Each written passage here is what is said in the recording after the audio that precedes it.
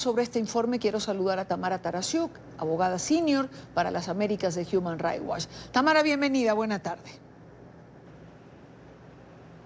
Muchas gracias, Idania. ¿Qué nos deja sobre la mesa este informe que recientemente han presentado?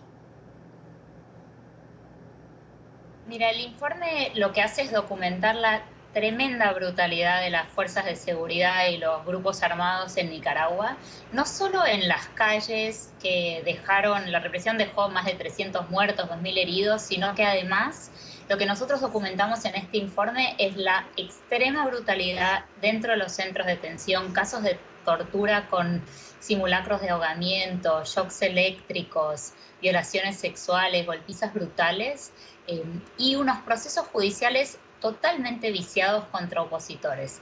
Y lo que nos deja este informe es una evidencia clara de que no hay ningún interés por investigar estos abusos, que las decisiones del gobierno nicaragüense de liberar a los presos políticos no solucionan la situación en el país. Muchos de ellos están en arresto domiciliario, siguen sujetos a procesos penales y hace falta una enorme presión internacional. ¿Este informe, Tamara, fue realizado en terreno?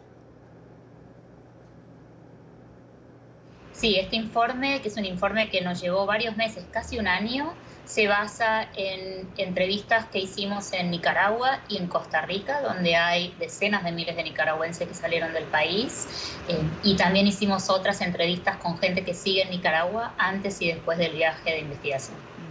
El informe propone aplicar sanciones, sostiene que este es el único lenguaje que entiende Daniel Ortega.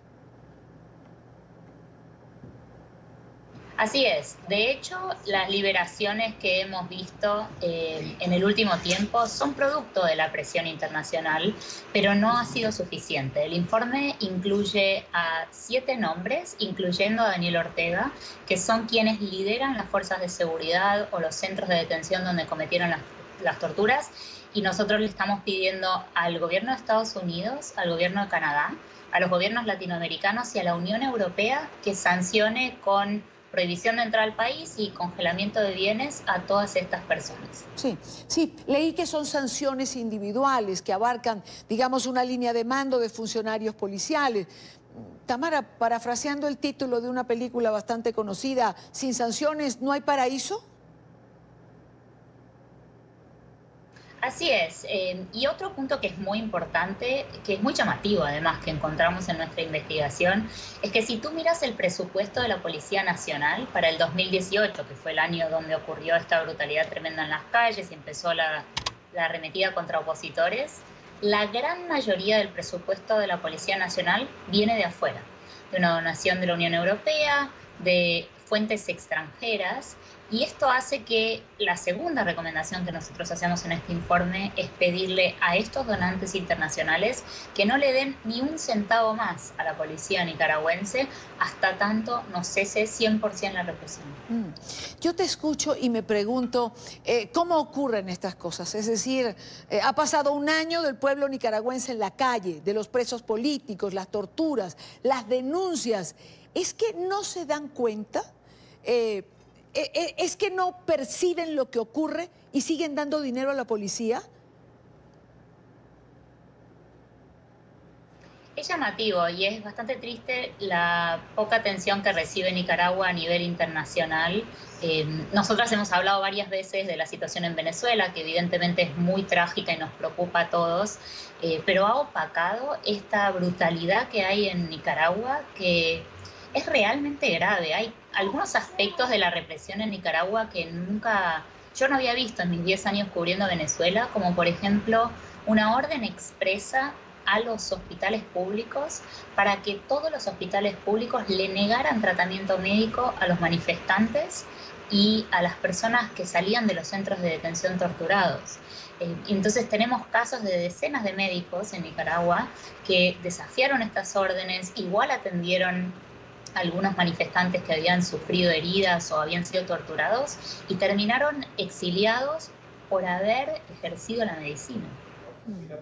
Es decir, Tamara, ¿Ortega superó en perversidad a Maduro? Es difícil rankear el nivel de perversidad y nosotros tratamos de no hacer ranking entre dictadores. Yo te diría que ninguno de los dos está entre mis personas favoritas en el mundo. Y sí es claro que hay unos aspectos de lo lejos que está dispuesto a llegar Ortega para permanecer en el poder y dañar a su pueblo. Has dicho que Venezuela, o la atención sobre Venezuela opaca lo que ha ocurrido en Nicaragua.